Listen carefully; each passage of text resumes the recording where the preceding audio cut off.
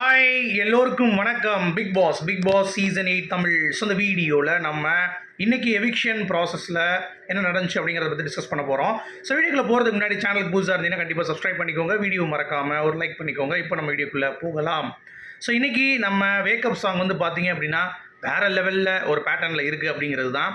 So ஏ ஷப்பா நினைத்த கதவு திறக்காதா அப்படின்ற மாதிரி, கனவு பலிக்காதா அப்படின்ற மாதிரி வருது. ஸோ அந்த தீம் வந்து பார்த்தீங்க அப்படின்னா ஒரு அர்ஜுனும் அப்புறம் இன்னொருத்தவங்களும் ஆடக்கூடிய ஒரு பேட்டர்ன். ஸோ ஒரு முஸ்லீம் அந்த ஒரு பேக்ரவுண்டில் வந்து வரும் அப்படிங்கிறது பார்க்க முடியுது. ஸோ அப்படி இருக்கும் பொழுது நம்ம வீட்டில் இருக்கிறது யார்? அன்ஷிதா.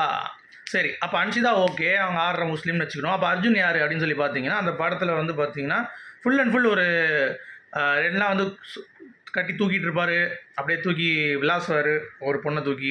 ஸோ அது அன்ஷிதா இருக்கிறப்ப யார் விளாசுவா தூக்கி அப்படின்னு சொல்லி பார்த்தீங்கன்னா Jeffrey. So Jeffrey and Anshitha கண்டிப்பாக வந்து பார்த்திங்கன்னா இந்த வாரம் எலிமினேட்டட் அப்படிங்கிறது தெரிஞ்சு போச்சு. ஏற்கனவே ஒரு கார்டு எடுத்துட்டாங்கன்னு சொல்லியிருந்தோம், அது ஜெஃப்ரி தான். ஜெஃப்ரி கன்ஃபார்மாக அவுட்டு. அது போக ஓட்டிங்லேயும் வந்து லாஸ்ட்டாக இருக்கக்கூடிய அன்ஷிதாவும் வந்து பார்த்திங்கன்னா அவுட்டு. ஸோ விஷாலுக்கு கடைசி வாய்ப்பு வழங்கப்பட்டிருக்கு அப்படிங்கிறது பார்க்க முடியுது. ஸோ இதுதான் டீகோடிங். நீங்கள் என்ன நினைக்கிறீங்க அப்படிங்கிறத கண்டிப்பாக சொல்லுங்கள், ஓகேங்களா? ஏன்னா ஓட்டிங் லிஸ்ட்லேயும் வந்து பார்த்தீங்கன்னா கடைசி வரைக்கும் அன்ஷிதா அவர்கள் தான் அதிகமாக கீழே வந்து இருக்கிறார்கள் அப்படிங்கிறது பார்க்க முடியுது. சரி, அன்ஷிதாவை வெளியேற்றாமல் வேறு யாரை வெளியேற்ற முடியும்? நீங்கள் யோசிச்சு பார்த்தீங்கன்னா உங்களுக்கே அதுக்கான விடை வந்து தெரிஞ்சிடும்.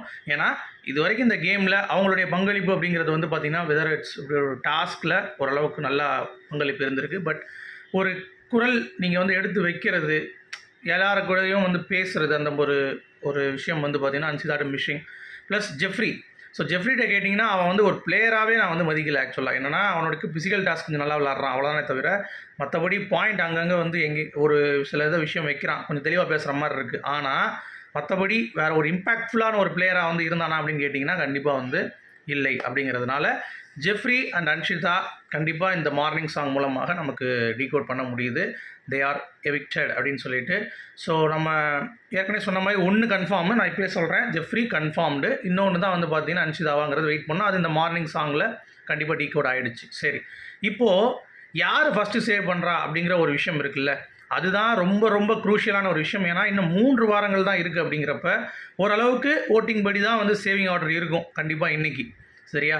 ஏன்னா இதுக்கு மேலே சீட் பண்ண முடியாது. அவங்க மாற்றி சேவ் பண்ணாலும் அது வந்து நல்லா இருக்காது. ஏன்னா மக்களுக்கும் வந்து போன வட்டம் ரொம்ப கன்ஃபியூஸ் பண்ணிட்டார் கமல் சார்.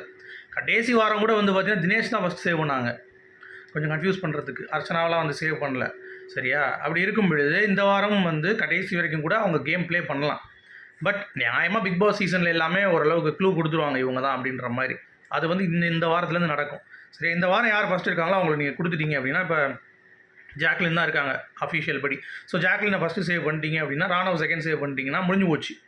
தேர்ட் சைடு வந்து பார்த்தீங்கன்னா அந்த மாதிரி நான் சொல்கிறேன், புரியுதா உங்களுக்கு? மஞ்சரியோ இல்லை வந்து பவித்ராவோ பண்ணிட்டீங்கன்னா முடிஞ்சு போச்சு, அவ்வளோதான். ஸோ இதை வந்து அவங்க பண்ணுவாங்களா, அந்த கட்ஸ் எடுப்பாங்களா, இல்லை குழப்பி விட்றதுக்காக பவித்ராவை சேவ் பண்ணி, இல்லை வந்து பார்த்தீங்கன்னா விஷாலை சேவ் பண்ணுறது, இந்த மாதிரி பண்ணிட்டு இருந்தாங்கன்னா அது வந்து பார்க்குற ஆடியன்ஸுக்கு வந்து ஒரு டிஸ்கனெக்ட் ஆயிரும் அப்படிங்கிறது தான் பாயிண்ட்டு.